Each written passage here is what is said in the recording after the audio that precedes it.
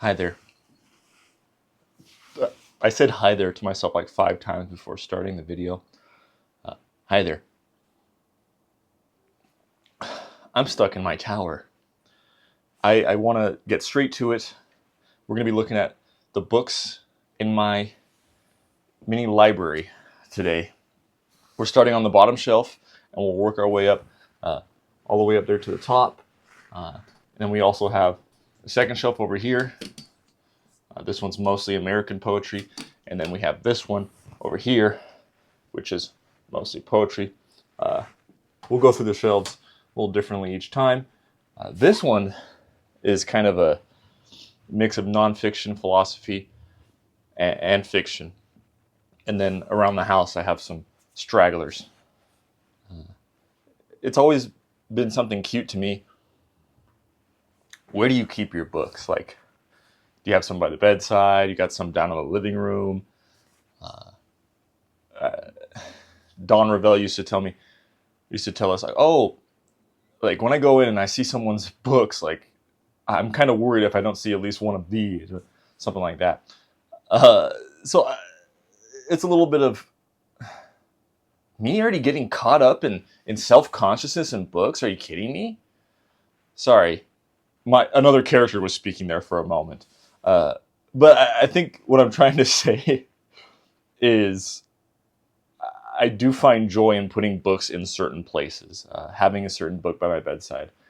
And maybe the best example is last year I realized for the first time in a while, or the longest than I could remember, there was a female author on my bed.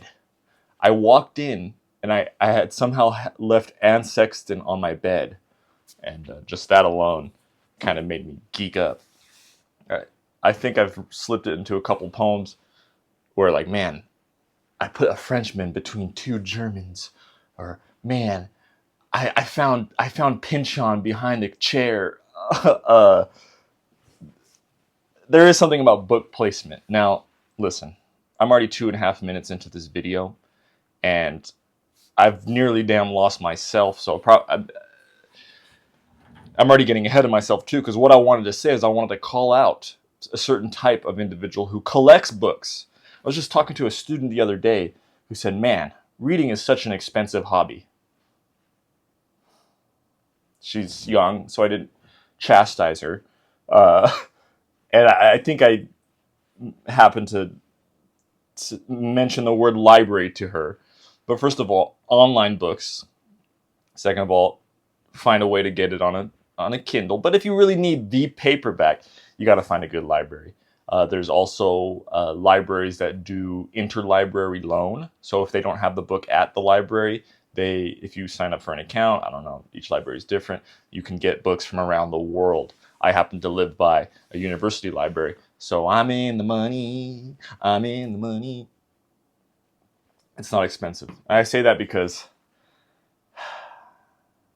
when I go on Book Talk, man, you know what? I'm not in the business of downvoking. True fans know this. I'm not going to talk down against other book talkers, but because you know, why not bring people up when we get the chance? The people that are, why talk someone down when they're already just going to go away on their own? So, one last preface or warning to this video.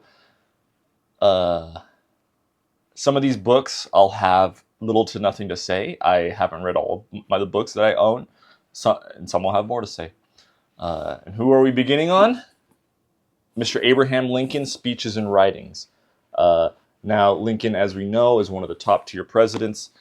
I have not myself read his speeches and writings, although I remember taking this John, or the other edition, because I have two of them. I think one's downstairs. If this is the second edition, yep. I remember taking the first edition to a Chinese food shop, a Chinese restaurant, and I read just a little bit while waiting for my food. And Mr. Lincoln wrote a letter to Mary, and the way he talked to Mary, he said, "I'm so stupid and foolish, and if a tenth of what I'm trying to get across gets across, then I will be grateful." And that's what I love about reading. You just read enough to see that about Mr. Abraham Lincoln, and then you're golden. Then, of course, if you read more, I mean, you're more in on Lincoln. But Mr. Lincoln, thank you. The nation thanks you, all right? Wait, who's the current president? I don't know. Next up, we have Admiral of the Ocean Sea, A Life of Christopher Columbus. So I read about half of this one. If you watched my last video, you know I've been reading a lot of door stoppers recently. But this one, I don't know why I stopped reading it. I read it when I was in my early 20s, and life happens, as we know, and I did have to give it up. However, it has survived a couple of times of me clearing my library and get rid of books, and I want to hold on to this one, and I will keep this one as long as I can, because it is it sympathizes with Christopher Columbus. It's not like now I can't fully chastise it, get a chastise counter going, but Howard Zinn's People's History of the United States, I read a little bit of that a couple weeks ago. A coworker came in with it, and I read the atrocities that he said about Christopher Columbus. But listen, just like I said with Lincoln, just like I'll say with the Quran later, is that you just got to read just a little bit, like get to right here to realize that, okay, he did some bad things, right? But it wasn't as atrocious as it's painted, first of all. Because, and I want to say, man, there's way worse things you could do. That doesn't justify it. But it wasn't that, like, eternal slaughter, kill, tear him down.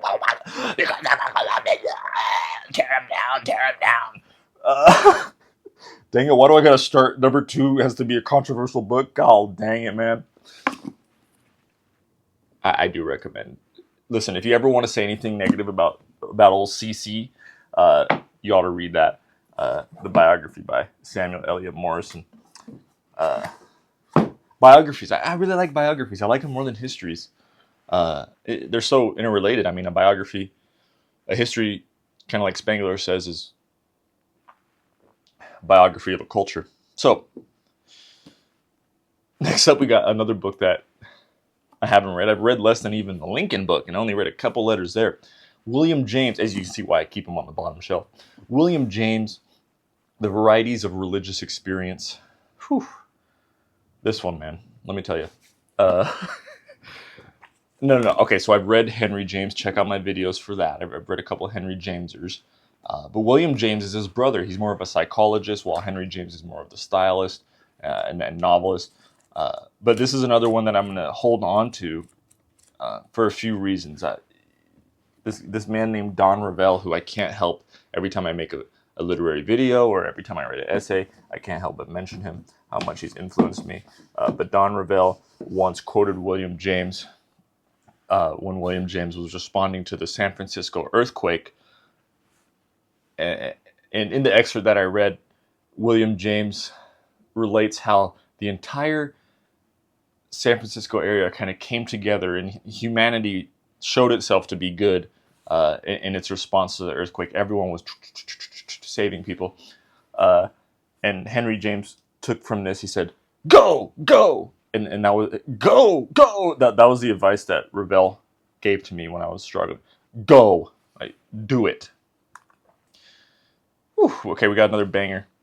And I'm going to pair it with a book up here because my shelves can get kind of disorganized. We got Wittgenstein's Tractatus Logico-Philosophicus. Let me tell you about this one. It's almost pamphlet level. Have I read it? God, no. Is it important? Yes. Now, let me just read you the first line and the last line. Now, it's broken up into to numbers. It is a philosophical book. It's more of this analytical philosophy compared to continental philosophy, if that's really how you want to divide them. But analytical is a little more loving of math. Analytical is more math heavy. But the first sentence, number one, the world is everything that is the case, or the world is all that is the case. And then the world is a totality of facts, not of things. The world is determined by the facts, and by there being all the facts, it only gets more difficult and more difficult. Way more difficult and more difficult. However, the very last line is, what we cannot speak about, we must pass over in silence. Wittgenstein, man, let me tell you, if you really want to know who Wittgenstein is, and if you really want to just read a troubled mind and someone who's struggling with who they want to become, and they don't want to take all their parents' money, and he doesn't want to kill himself, clearly. The Duty of Genius by Ray Monk. Talk about someone's life, someone struggling. He's in the World War I trenches and he's thinking about math. He's in the World War I trenches and he's struggling with depression, on the brink of suicide, and then he feels a creative urge and he masturbates, and then he's like, oh, I can live again. It's like, what? He hangs out with friends. He ends up on college campuses with these old British men, Bertrand Russell, whom I hate, and you will never find him in my library. But he takes Wittgenstein under his wing. Wittgenstein kind of walking through town, and so many different stories. He teaches elementary school in a small town for a couple of years. He uses corporal punishment. He's a great mechanic. There was this machine that was bothering this town for however long, and Wittgenstein walks in, inspects it, and then with one swift strike, he hits this big motor, and it fixes itself. Tons of little anecdotes like that. Wittgenstein, man, he like, how do you follow Schopenhauer? How do you follow Nietzsche? How do you follow, as I have recently discovered, Oswald Spengler? Next up, we have David Hume on this philosophy kick. Now, David Hume, another book here that I have not read. However, I have read my Schopenhauer, which we will get to up here. And I would argue that anything that we needed to take from David Hume, Schopenhauer's already done that. He's exhumed Hume, and he's given us what we need to remember. That being said, Schopenhauer also says one can learn from more in reading a page in David Hume than reading the entirety of people like, in Schopenhauer's time, Schelling or Fichte, or these other charlatans of thought. And yeah, there's something to say about David Hume. I could give you the quick synopsis. Hume was kind of the first guy to challenge cause and effect. It wasn't that as big of a Copernican revolution in thought as was Descartes' I think, therefore I am, which, don't get me started on that. But Hume, first one to say, hey, we really don't know for sure that every time I drop this, it's going to actually fall and hit the floor. We really don't know for sure that the sun's going to rise every day. And even if that sounds somewhat absurd, it's his entry point into questioning what is the difference, what is happening between cause and effect. And if you've sat and thought about space and time and cause and effect at all, you know what might be reaped from such musings. Oh my God. Wait, I got a little more to say about David Hume, actually. Just the other day, yesterday, my coworker said to me, he's like, man, I know everything and you don't. He was doing like a little satire about someone else. I know everything and you don't because I read David Hume. And I look and I laugh and I'm like, I kind of agree with that. And we both laugh. You're not too far off. I'm right, you're wrong, because I've read David Hume. Me saying that I haven't read David Hume. Next, we have a banger. A banger alert. Might be the best book so far. Wait, I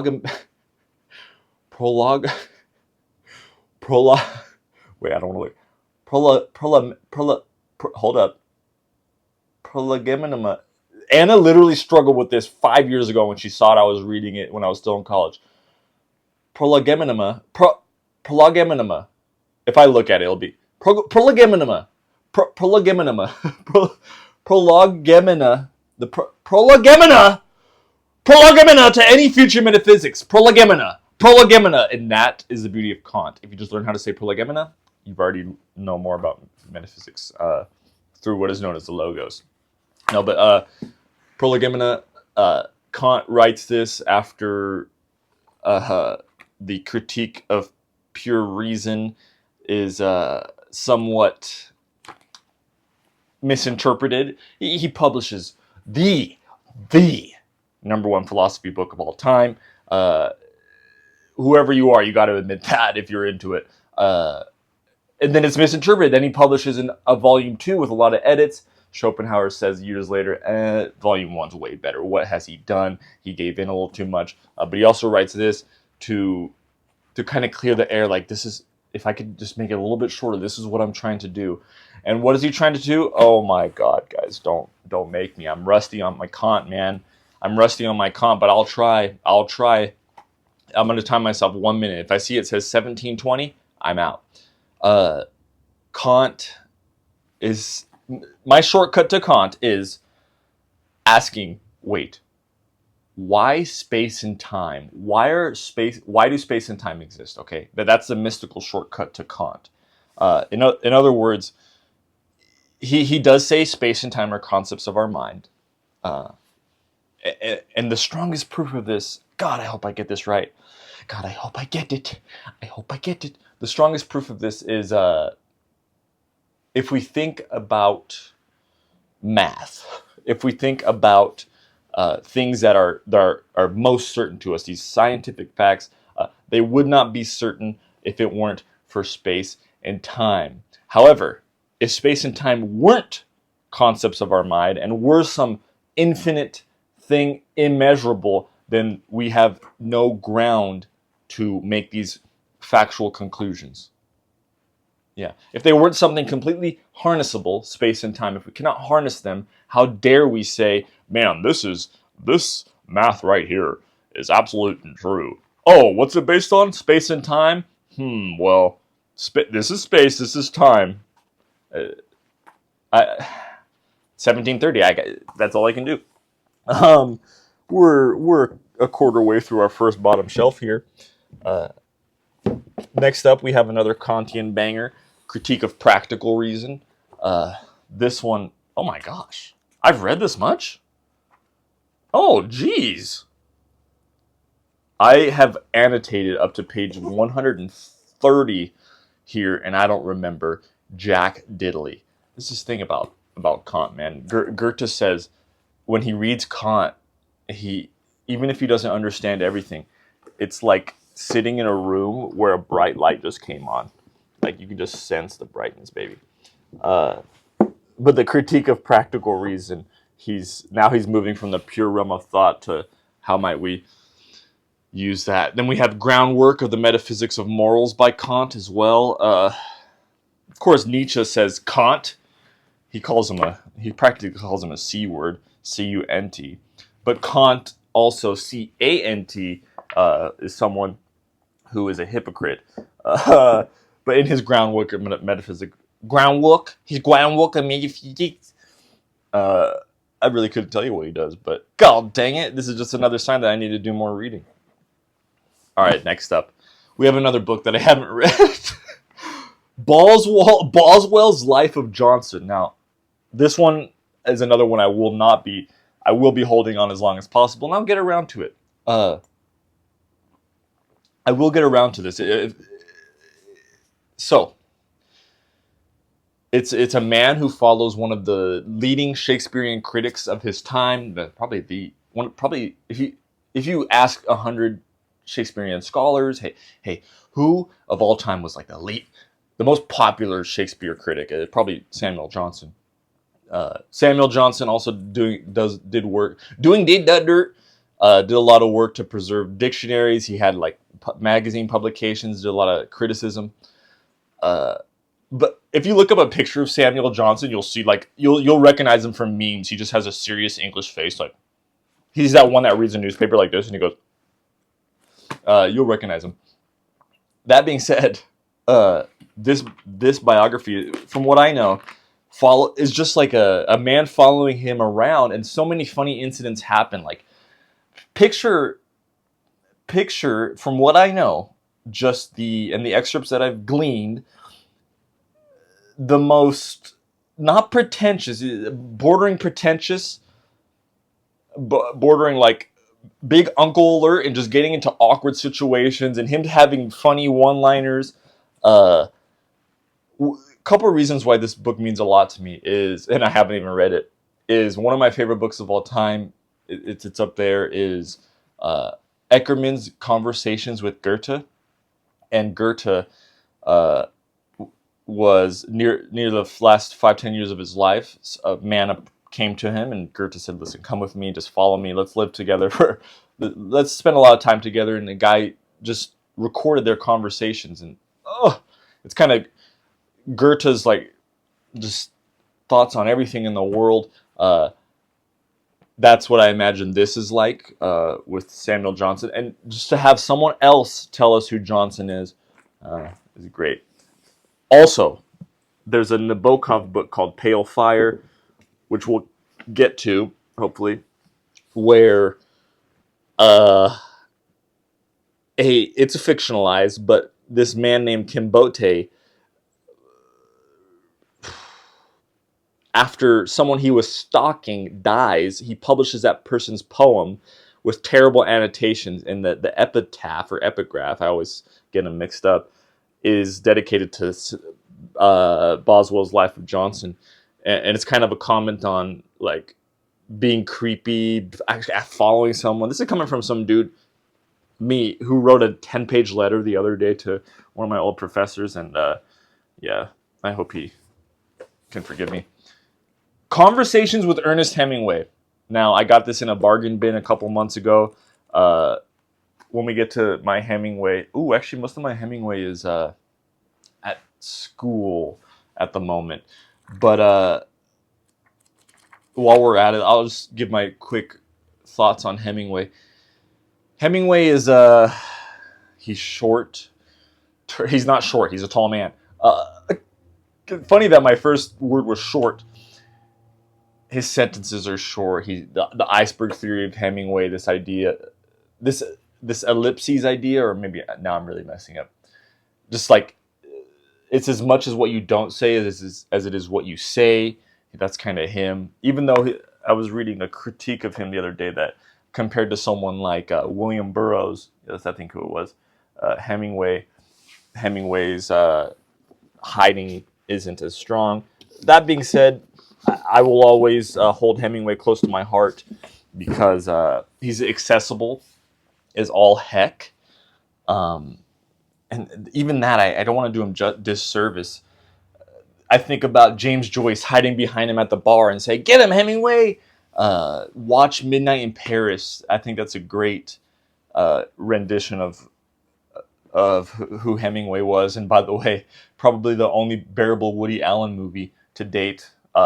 Owen Wilson single-handedly saves that movie. No, sorry.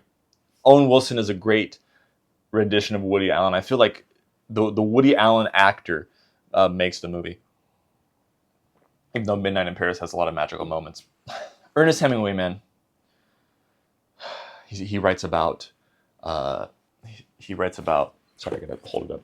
He writes about being young, being taken out to an Indian camp, witnessing C-sections, going fishing, suppressing trauma from mother and father. The women figures very stashed away until they're brought up and they're in the face, and Hemingway's got a clash with that. His mom used to dress him up like a girl.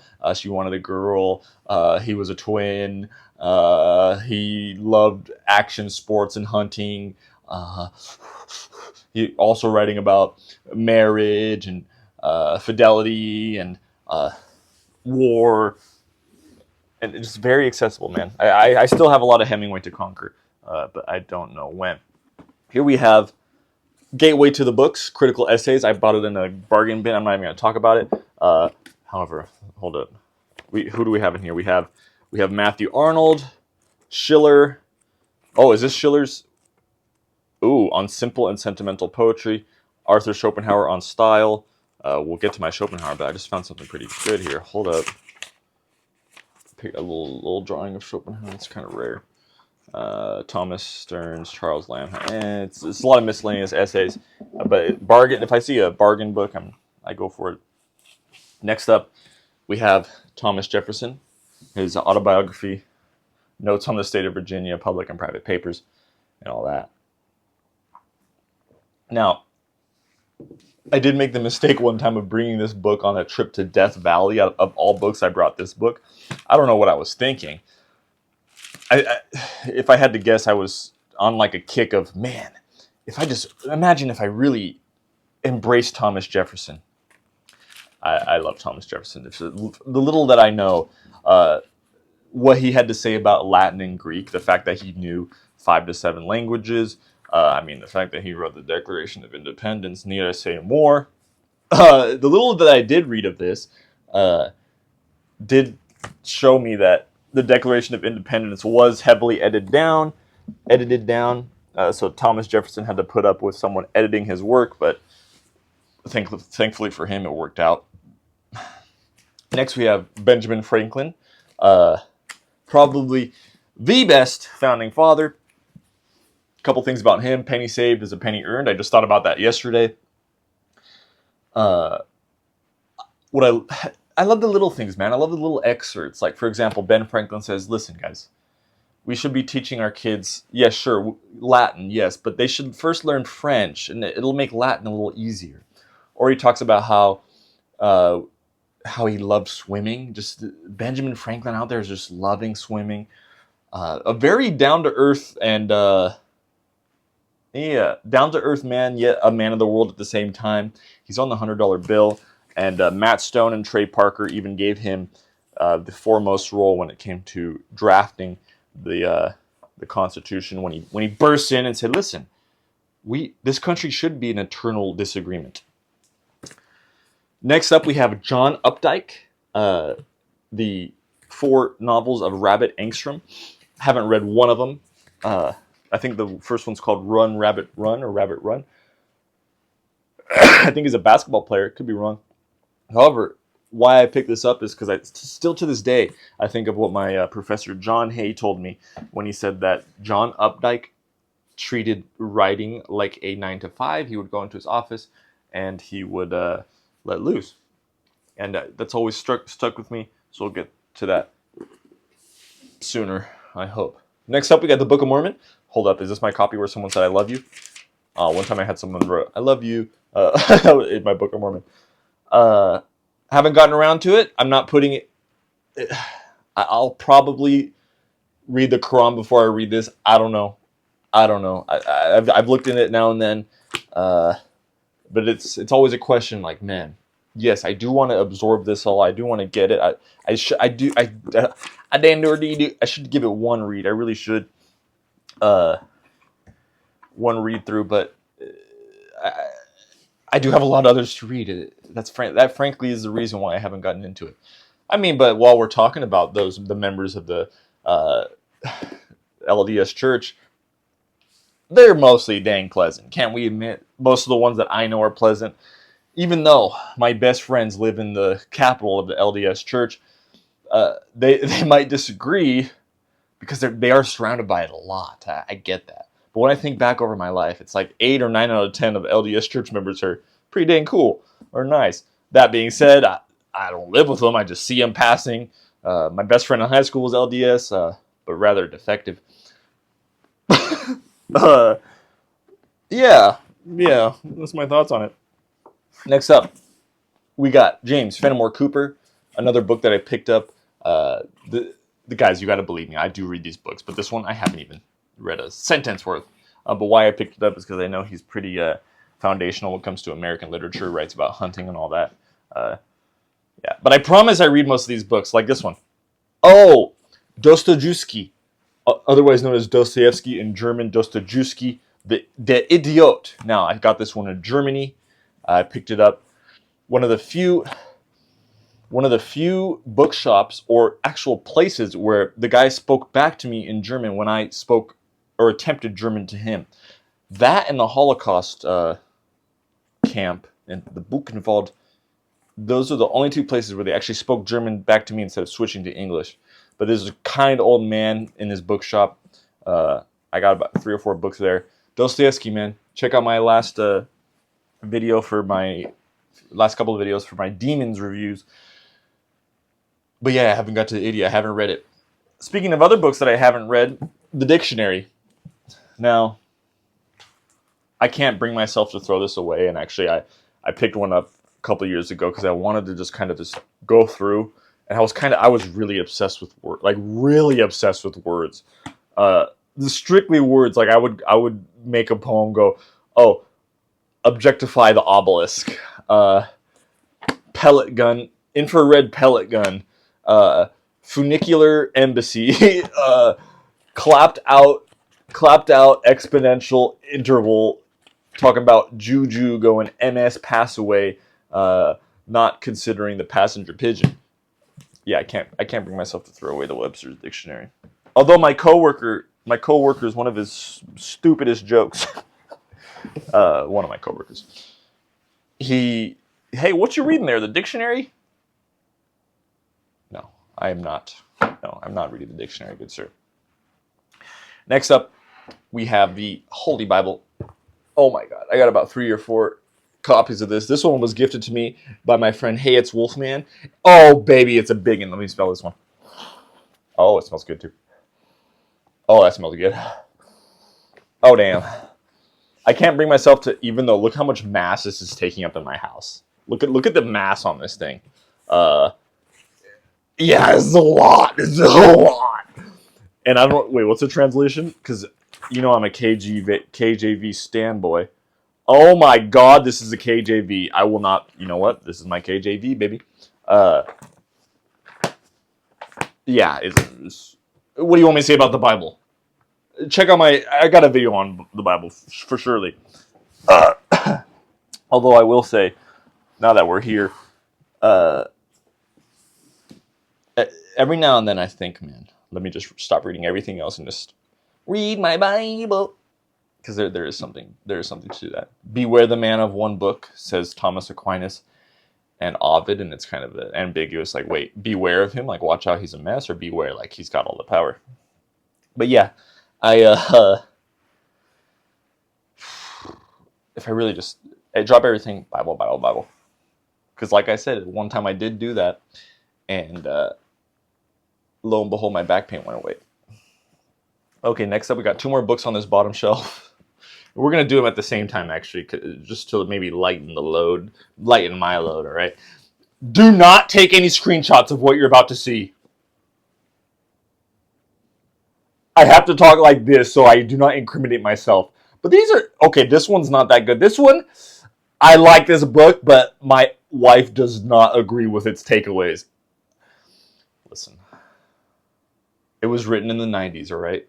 This was written way before that. Can you see what that is? We have Adolf Hitler's Mein Kampf and Being Homosexual, Gay Men and Their Development by Richard Dessay. I don't know which one to talk about first. They're not directly related, but I like I said with the Christopher Columbus book, they're not as good as the CC book. This one, surely not. This one, but I still can't bring myself to throw them away. The thing about Mein Kampf, seriously, more so than the Book of Mormon, but I read it, I'm like, why would I spend my time reading what this guy has to say? Even if to like get into his psychology, it's just like, why? Why would you do that? With all the other books in the world, why would you do that? Like you're going to find the key? Especially if you're someone who believes or knows that who we read and who we surround ourselves with changes who we are. Like, is that really what you want to do? Is this where you want to be when Jesus comes back? Oh, geez, I forgot I had 2 more books down here on this bottom shelf, man.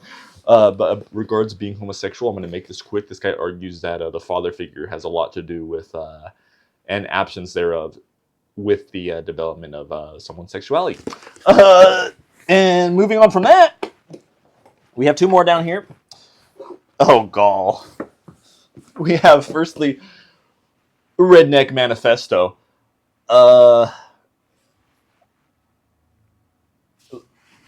Oh no, my autobiography of Malcolm X is at school, so I would love to hold Malcolm X right here, so I can show you that I'm not on this person's side. I've also read Malcolm X.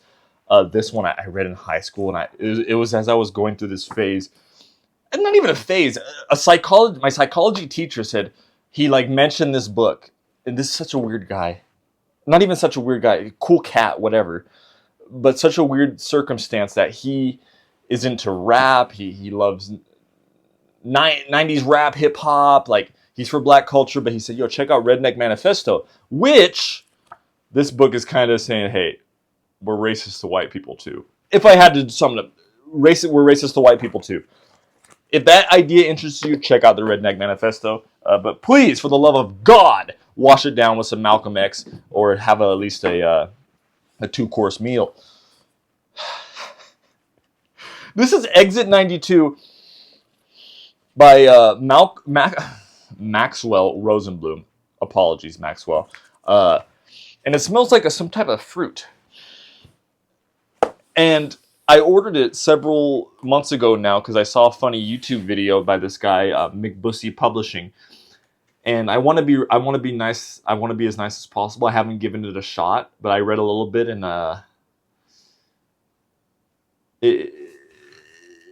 it's postmodern, yes, but maybe Maxwell needs to read a little bit more. Just read a little bit more, Maxwell, please. I'm so sorry. Oh, that's mean. I don't want to be mean to Maxwell. Maxwell, listen. If you're watching this, there is some good stuff in here, all right? Once again, I have not read this. But really, to those of you who are as confused as me, this is the only book here written that we've covered so far that's by someone who's alive, first of all. Maybe Jim Goad is alive, and Richard to say. But certainly the youngest one on here. I haven't read it. I got to stop talking about it. Actually, we're going to cut it there. That's going to be because I have some things to do. I got to pick up my sister.